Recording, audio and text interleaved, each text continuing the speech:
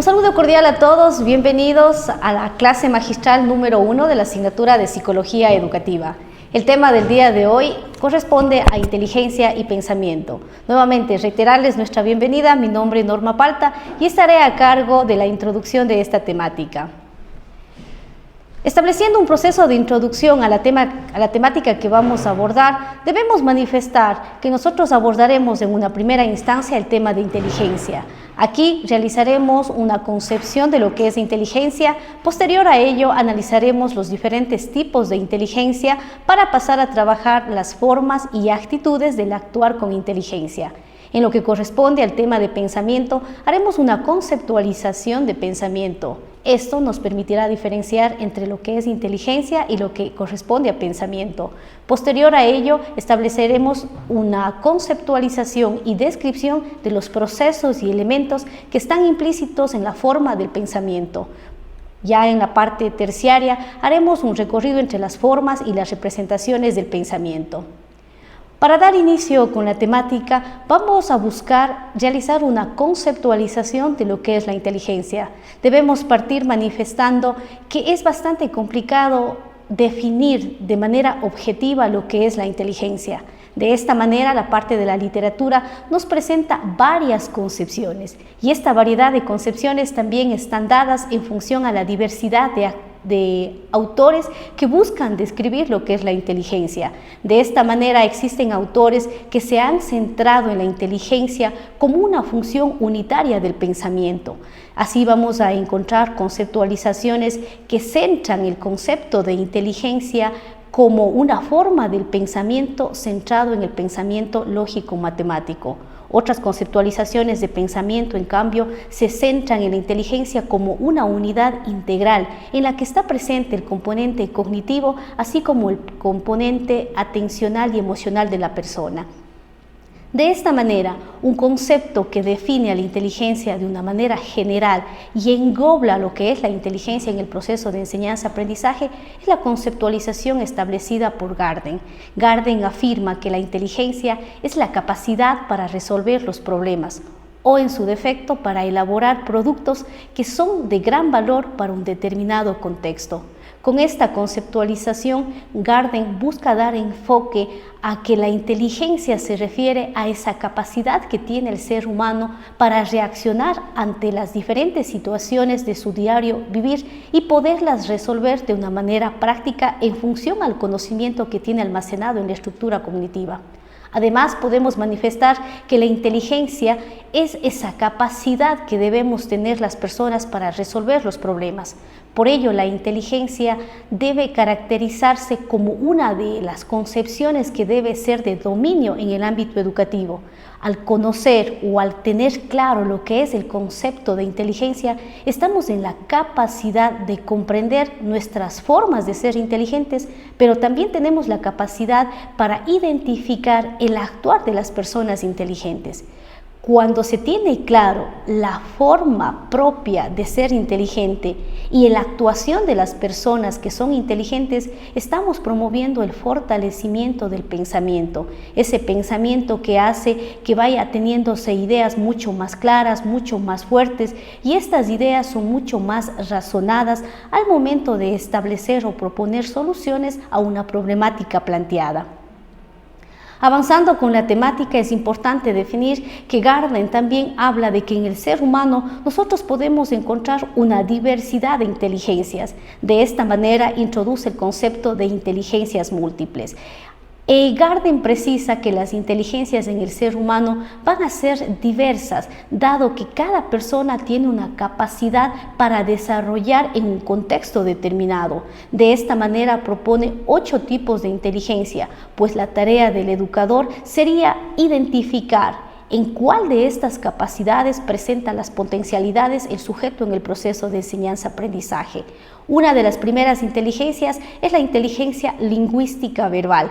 Esta inteligencia se caracteriza por la capacidad del sujeto en el dominio de la palabra. Es decir, esta persona tiene una capacidad para una comunicación, ya sea oral o escrita. Dentro de este grupo de inteligencia están aquellas personas que tienen esa capacidad y esa destreza para la escritura, para la redacción, aquellas personas que están dentro del ámbito comunicacional, los expositores, y en algún momento también se podría hablar de las personas que tienen la facilidad de palabra en el ámbito de la política. Otra de las inteligencias que se destaca es la inteligencia lógico-matemático. Esta inteligencia se caracteriza por la capacidad de la persona para utilizar los números, pues en este grupo de personas que se destacan están precisamente los sujetos que se dedican al estudio de las ciencias exactas, es decir, científicos, ingenieros, arquitectos, programadores, entre otras personas. La inteligencia naturalista es otra de las inteligencias que se reconoce dentro de las inteligencias múltiples. Esta inteligencia es la capacidad de una persona para establecer diferenciaciones, análisis, clasificaciones en el ámbito de la fauna, de la flora, así como de los diferentes fenómenos naturales. En este grupo de inteligencia se destacan aquellas personas que trabajan en el ámbito de la biología o de la herbología. Otra inteligencia que se destaca es la inteligencia intrapersonal. La inteligencia intrapersonal hace referencia al autoconocimiento del propio sujeto. Esta persona que se autoconoce es capaz de manejar su parte emocional, sus actitudes frente a otras personas cuando está en un contacto de interacción. La inteligencia visual espacial también es parte de las inteligencias múltiples y hace referencia a la capacidad de la persona para percibir el mundo visoespacial a través del proceso de percepciones. En este grupo están las personas como los arquitectos, los diseñadores, entre otros sujetos. La inteligencia musical también es una inteligencia considerada dentro de las inteligencias múltiples y hace referencia a la capacidad de la persona o del sujeto para distinguir, para explayar o describir todos los aspectos musicales. En este ámbito están aquellas personas que están precisamente en el contexto musical como los compositores, los cantautores, entre otras personas. La inteligencia corporal sinestésica también corresponde a una inteligencia múltiple, pues hace referencia a la capacidad de la persona para utilizar el cuerpo como un sistema de comunicación. Es decir, a través del cuerpo la persona comunica sentimientos, pensamientos e ideas. Dentro de este grupo están precisamente los actores, los mimos, entre otros sujetos. Por último, tenemos la inteligencia interpersonal. Esta inteligencia se caracteriza porque la persona es capaz de reconocer todo el elemento actitudinal y emocional en los otros sujetos al momento de establecer un proceso de interacción. Una vez que conoce este tipo de interacciones, logra establecer un contacto adecuado valiéndose de las emociones que puede identificar en los otros sujetos con los que interactúa. Como hemos visualizado, tenemos una amplia gama de inteligencias, pues uno de los sujetos en el proceso de enseñanza-aprendizaje puede predominar con uno de los tipos de inteligencia que hemos acabado de describir. Dentro de este mismo grupo de tipos de inteligencia, debemos destacar la presencia de la inteligencia emocional. Este es una conceptualización no tan nueva, pero que está vigente en el contexto educativo. Cuando hablamos de inteligencia emocional, también debemos precisar que son muchos los autores que se centran en buscar describir cómo la inteligencia emocional se incorpora en los procesos de enseñanza-aprendizaje. Uno de estos autores es precisamente John Mayer, quien utiliza las concepciones de inteligencia emocional para referirse a las capacidades emocionales que están siendo un motor de éxito en ciertos sujetos. De esta manera, pues podemos manifestar que la inteligencia emocional es un subconjunto de la inteligencia social, que comprende la capacidad de controlar los sentimientos y las emociones propias de las personas o del propio sujeto, así como de las demás para poder guiar el pensamiento y nuestras acciones. De esta manera, la inteligencia emocional está presente en los contextos educativos o en los contextos en los que las personas se desempeñen. De manera muy general, entonces, podríamos decir que la inteligencia emocional es la capacidad de gestionar nuestras propias emociones y de modular el comportamiento en función a las emociones de las demás personas en un proceso de interacción en el momento en el que nosotros tengamos interacción, ya sea por nuestro elemento educativo, profesional o otro contexto en el cual se desempeñe. Para tener éxito en el manejo de la inteligencia emocional, la persona que posee este tipo de inteligencia debe tener una serie de componentes. Dentro de estos componentes se destaca la autoconciencia, y la autoconciencia es la capacidad del sujeto para reconocer y entender sus propias emociones y sus estados de ánimo. Es decir, la persona que tiene inteligencia emocional es aquella persona que parte de un autoconocimiento de sí mismo, y el momento en el que se autoconoce es capaz de manejar adecuadamente sus emociones, sus estados de ánimo frente al proceso de interacción con otras personas. Otro componente es la autorregulación, y hace referencia a la capacidad de la persona para gestionar su estado de ánimo y sus emociones, pero sin necesidad de reprimirlos. Otro componente en el que se destaca la inteligencia emocional son las habilidades sociales. Dentro de estas habilidades sociales, pues debemos mencionar que es la capacidad para influir en otros. Ojo, sin establecer un proceso de manipulación, más bien se busca utilizar la comunicación verbal y la comunicación no verbal para establecer una forma social de interacción adecuada en relación al comportamiento emocional de las otras personas. Otro componente destacado en la inteligencia emocional es la motivación.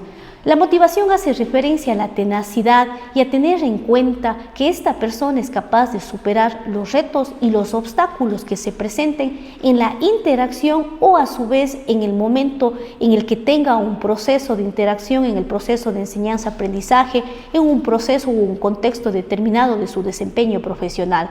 Por último, se destaca la empatía como un componente necesario para desarrollar la inteligencia emocional. La empatía hace referencia a identificar o a tener en cuenta las emociones de las demás a la hora de relacionarnos con ellos. En términos coloquiales, la empatía hace referencia a ser capaces de ponernos en los zapatos de la otra persona y buscarlos comprender cuando establecemos un proceso de interacción. Dejando de lado los tipos de inteligencia, vamos a pasar a hablar de las actitudes de las personas inteligentes. Y para describir el tipo de actitudes que tiene una persona inteligente, debemos utilizar un ejemplo práctico para explicar esta temática. Debemos precisar que en el actuar del diario vivir o en los problemas que se nos enfrente, los seres humanos podemos reaccionar de dos maneras. Ese reaccionar es el actuar de la persona, y cuando nosotros hablamos de ese actuar, pues debemos mencionar que hay personas que vamos a actuar por impulso, y cuando actuamos por impulso estamos refiriéndonos a que no se ha utilizado la inteligencia.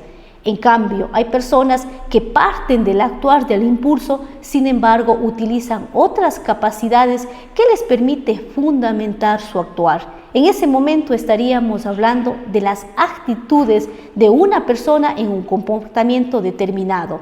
Vamos a establecer una primera ejemplificación. Al hablar de esta primera ejemplificación, vamos a poner un ejemplo muy práctico del cotidiano diario vivir. Una persona en un momento determinado tiene la necesidad de consumir un helado. Cuando esta persona actúa de manera no inteligente, es una persona que actúa en función a su impulso, y el impulso es el deseo. Es decir, la persona tiene el deseo de consumir un helado y lo consume de manera inmediata. Sin embargo, una persona que actúa de manera inteligente tiene la necesidad de consumir el helado.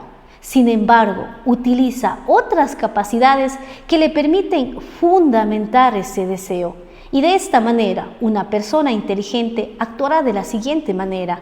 Una persona que tiene el deseo de comprar el helado es una persona que va a utilizar la capacidad de analizar.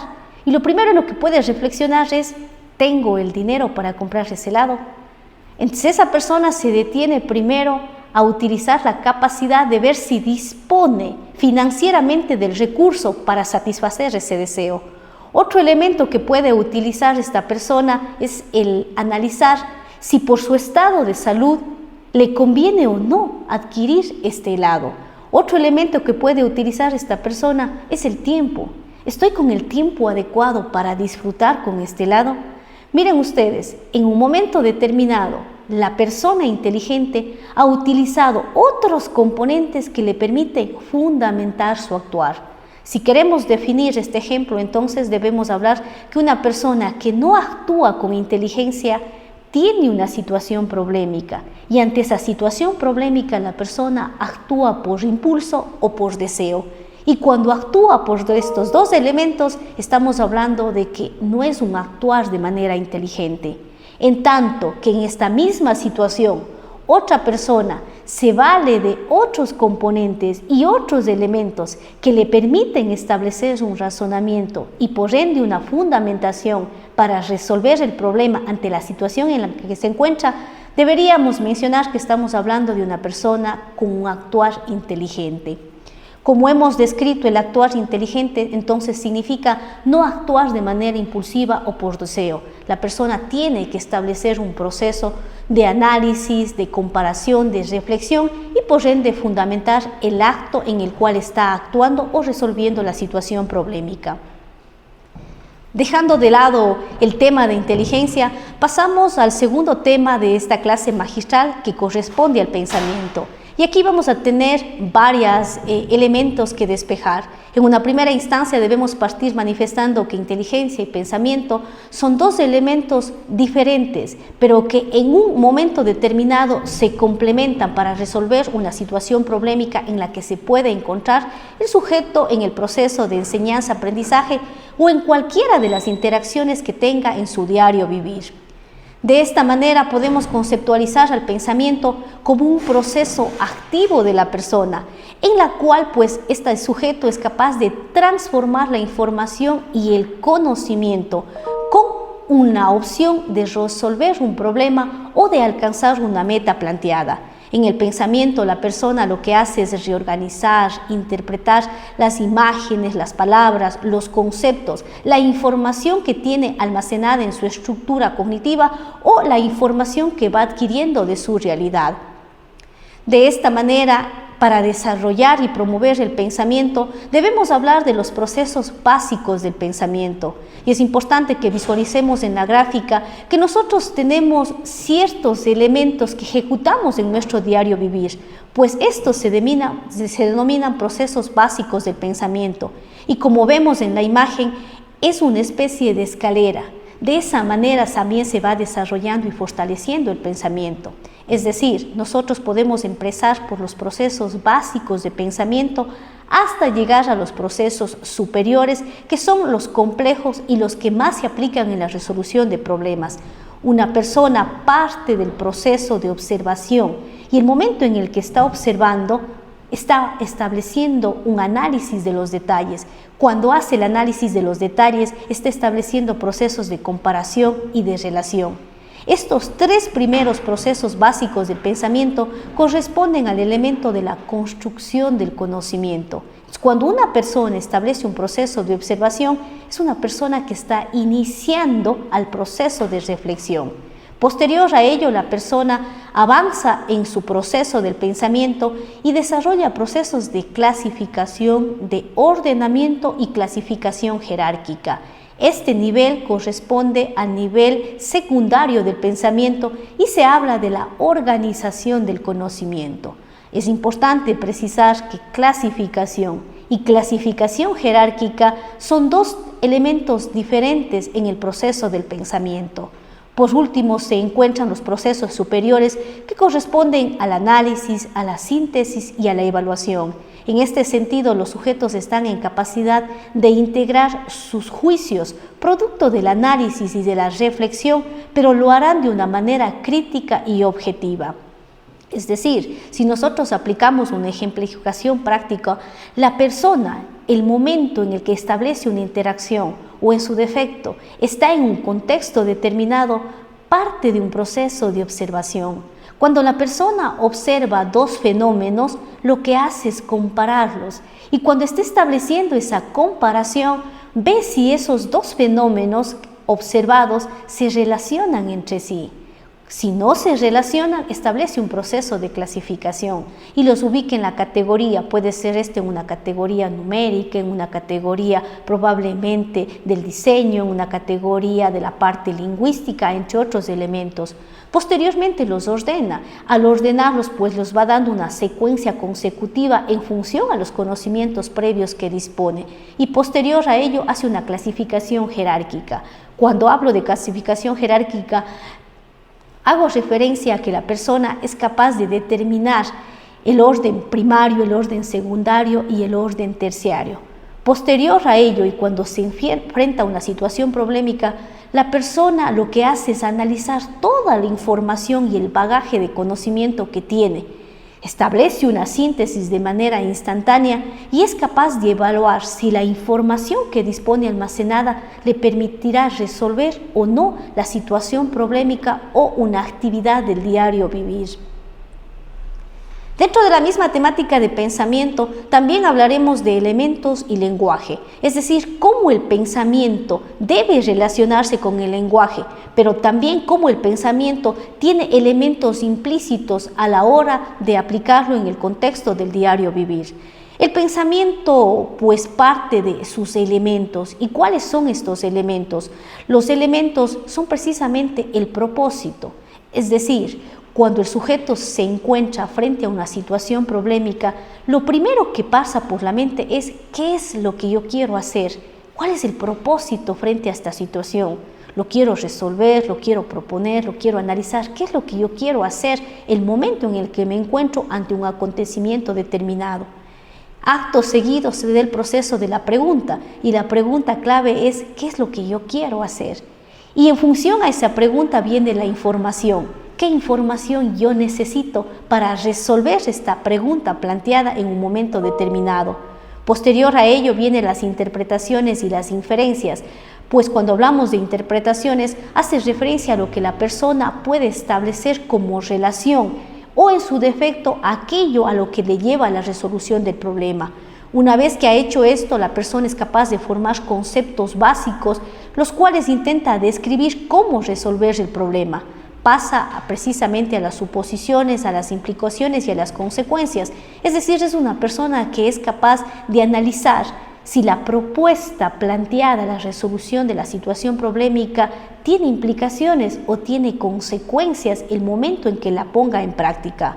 Por último están los elementos de los puntos de vista y esto hace referencia a establecer un criterio objetivo en cuanto al respectivo tema, la situación problemática que está atravesando la persona. Dejando de lado los elementos del pensamiento, pasamos a establecer una relación entre pensamiento y lenguaje. Y es importante partir manifestando que el pensamiento y el lenguaje están íntimamente relacionados. De hecho, el lenguaje tiene una relación tan conectada con el pensamiento que precisamente se lo concibe como un sistema de comunicaciones. El lenguaje, al ser un sistema de comunicaciones, permite precisamente el establecer el proceso de pensar sobre sí mismo, el establecer una comunicación con sí mismo o en su defecto nos permite establecer un pensar en relación al exterior o a la interacción con otras personas. De esta manera, González 2003 hace referencia a que en el pensamiento el lenguaje utiliza tres herramientas principales. En una primera instancia se refiere a las palabras. Estas palabras que articuladas y de manera conjunta se pasan a concebir como preguntas, es decir, cuando nosotros utilizamos el pensamiento, parte del pensamiento, parte del proceso de preguntas. Y en función a estas preguntas nosotros tenemos afirmaciones, que son el reflejo de lo que es el pensamiento. Tengamos en consideración que estas afirmaciones pueden ser positivas o pueden ser negativas frente a un fenómeno determinado o a la solución de un problema específico. Como parte de la temática a ser abordada, también debemos tocar las diferentes formas de pensamiento, o si queremos referirnos a los diferentes tipos de pensamiento que vamos a encontrar en función a la descripción de los diferentes autores que se centran en el tema de pensamiento. De esta manera, gran parte de los autores habla de que una forma de pensamiento está determinada en función a los hemisferios cerebrales, pues como sabemos, todo sujeto tiene un hemisferio cerebral derecho y un hemisferio cerebral izquierdo. Y en función a esto, nosotros tenemos funciones por cada uno de estos hemisferios. De esta manera, una función del hemisferio derecho es precisamente el pensamiento holístico, la intuición, la creatividad, el arte y la música. Es decir, dentro de este hemisferio está precisamente el pensamiento de la fantasía, el pensamiento lúdico, esa interacción que puede establecer con el resto de personas, así como el pensamiento también intuitivo. En tanto que en las funciones del hemisferio izquierdo son funciones de pensamiento analítico, la lógica, el lenguaje, las ciencias y las matemáticas. De esta manera, una forma de pensamiento en este hemisferio es precisamente la parte del análisis, el parte de observar y establecer detalles, establecer relaciones y en función a ello, pues precisamente proponer una solución al problema planteado. Si queremos establecer una síntesis, podríamos decir que el pensamiento en el hemisferio izquierdo hace referencia a esa relación que existe en función al análisis de las partes que nos permiten llegar a la consecución del todo, en tanto que el pensamiento en la función del hemisferio derecho hace referencia al planteamiento de una situación o una solución en función a la globalidad y a la integración de las diferentes ideas o conocimientos que dispone el sujeto. Otra forma de pensamiento está dado en el pensamiento convergente y divergente. ¿A qué hace referencia a este tipo de pensamientos? En este tipo de pensamientos, el convergente habla de que cuando la persona se encuentra frente a una situación problemática, esta persona toma la información, el conocimiento que tiene y lo integra de tal manera que propone una única solución a la problemática planteada. Y esta solución planteada es única y que por ende no da espacio a la equivocación. Como ejemplo, pues está precisamente los problemas de orden matemático. De hecho, cuando nosotros le ponemos a poner un proceso práctico en el área matemática, a la persona le podemos proponer una suma y en esa suma la persona integra sus conocimientos sobre el proceso matemático de la suma. Nosotros le damos la situación problemática, que en este caso sería sume 4 más 4, la respuesta va a ser siempre única y no debe tener un margen de error, pues la respuesta siempre va a ser 8. En tanto que en el pensamiento divergente, la situación es opuesta al pensamiento convergente. En el pensamiento divergente, la persona, cuando se encuentra frente a una situación problemática, la persona toma su bagaje de conocimientos previos y busca plantear una solución, pero por varios caminos. Es decir, tiene varias soluciones y estas soluciones son precisamente soluciones objetivas y ninguna de ellas se puede considerar incorrecta para resolver la problemática planteada. Un ejemplo muy sencillo podría ser precisamente el menú para un determinado evento que puede tener la persona. En función a ello, la persona lo que hace es analizar cuáles son las personas que vienen a este evento. Son personas de tal categoría, con tal estilo de vida, vienen con familias completas, es decir, vienen personas adultas, vienen niños, y en función a esto establece las diferentes opciones de menú. Pues, lógicamente, para poder escoger deberá analizar probablemente los costos, en la jornada en la que se está estableciendo el menú, entre otros insumos que requiere. Como podemos visualizar, los dos tipos de pensamiento se aplican a los contextos del diario vivir. Otra forma de pensamiento es el pensamiento crítico, hoy muy incorporado en los procesos de enseñanza-aprendizaje como uno de los pensamientos angulares para llevar a la persona a elevar su nivel de creatividad a la hora de proponer soluciones a las situaciones problemáticas. De esta manera, el pensamiento crítico parte de la concepción de que frente a una situación problemática, sea esta de cualquier orden educativo, profesional, de interacción social, la persona debe analizar las fuentes de los argumentos. Y cuando nos referimos a esto, hace referencia a que la persona, en función a su proceso de conocimiento, a la información almacenada en su estructura cognitiva, es una persona que frente a la situación establece un análisis de todo el bagaje de información. Posterior a ello, analiza esta información, la interpreta, hace inferencias, la evalúa y saca elementos que permiten establecer argumentos con los cuales tiene control y flexibilidad para expresar su postura o plantear la resolución a la situación problemática. Por tanto, hablar de pensamiento crítico no debe entenderse como expresar nuestra postura o nuestro punto de vista de manera personal y sin una articulación o un conocimiento de argumentos. El pensamiento crítico hace referencia a la capacidad de la persona en la cual la persona toma la información o la situación problemática, la analiza, la reflexiona y en función a ello la cuestiona y plantea su criticidad hacia esta situación problemática. Por tanto, debemos desvirtuar que el actuar críticamente es expresar nuestro punto de vista sin ninguna articulación fundamentada en base al nivel de conocimiento que podría tener una persona en un momento determinado. Entrando a la parte final de la temática, debemos hablar de las representaciones del pensamiento. De esta manera, varios autores hacen referencia que las formas para representar el pensamiento de la persona, sobre todo en el contexto educativo, está presente a través de la utilización de los organizadores gráficos. Estos organizadores gráficos, que según el autor Novak son diversos y deben aplicarse dependiendo del contexto y la objetividad que nosotros tengamos en un momento determinado. Como podemos visualizar en la pantalla, hemos traído a colación 4 quizás de los organizadores gráficos más representativos. En una primera instancia tenemos el mapa conceptual y este se caracteriza porque la persona va a tener la capacidad de establecer una clasificación y al mismo momento una clasificación jerárquica. Aquí se utiliza esta estructura de pensamiento para representar las ideas primarias, secundarias y terciarias en base a las ideas claves del análisis de un texto o una situación determinada. Paralelo a ello se encuentra el esquema de llaves como un tipo de organizador gráfico que nos permite ir del concepto general a las diferentes particularidades en función a la temática o al problema abordado.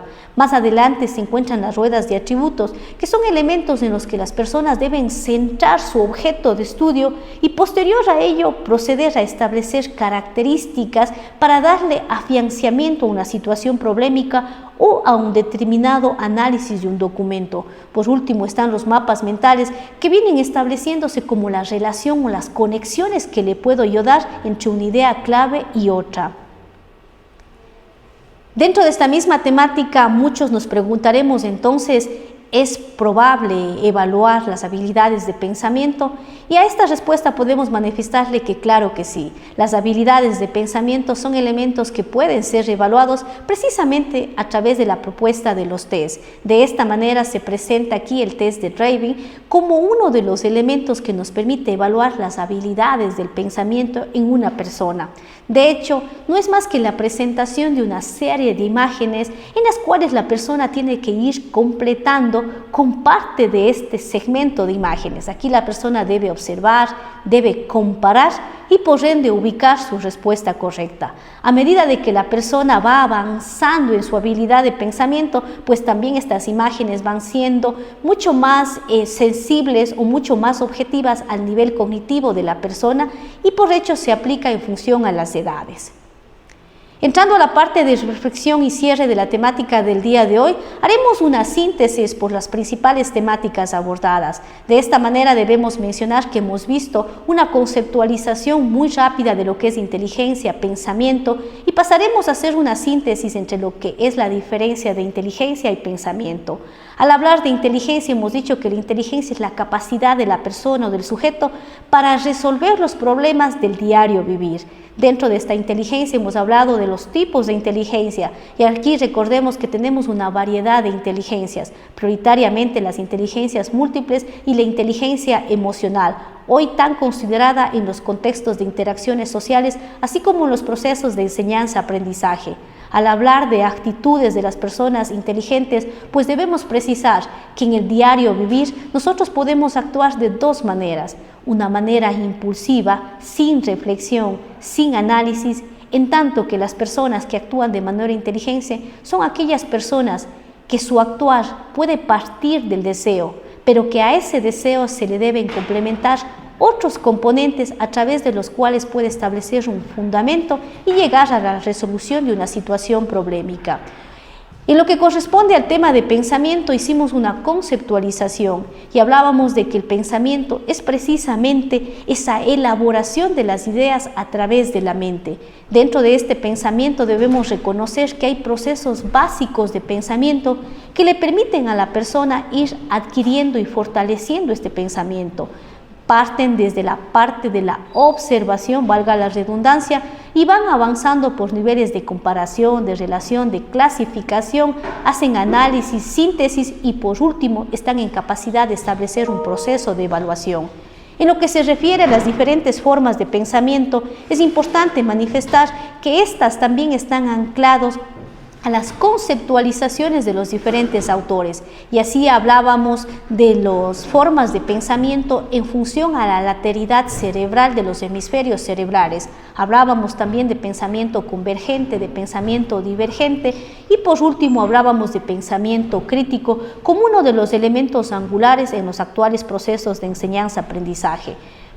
Dentro de la temática también se ha abordado las representaciones de pensamiento, es decir, quienes trabajamos en el ámbito educativo promovemos la utilización de los organizadores gráficos como una forma de promover el desarrollo del pensamiento en las personas, y esta forma de establecer el desarrollo del pensamiento le permite a la persona ir también creciendo y fortaleciendo el pensamiento a través de la representación de sus ideas, las mismas que se almacenan en su estructura cognitiva. Por último y no menos importante, se hace necesario precisar cuáles son las diferencias entre inteligencia y pensamiento, y debemos partir manifestando que la inteligencia puede ser percibida como la capacidad para adaptarse a una situación problemática y buscar resolverla en un momento determinado, en tanto que el pensamiento hace referencia a la elaboración de las ideas por medio de la mente. También podemos establecer otra diferencia y podemos mencionar que la inteligencia es precisamente la relación del conocimiento para buscar resolver una situación problemática, en tanto que el pensamiento es el producto de lo que se hace en la mente. Si buscamos otras diferencias, recordemos que tenemos diferentes tipos de inteligencia y también tenemos diferentes formas de pensamiento en un momento determinado.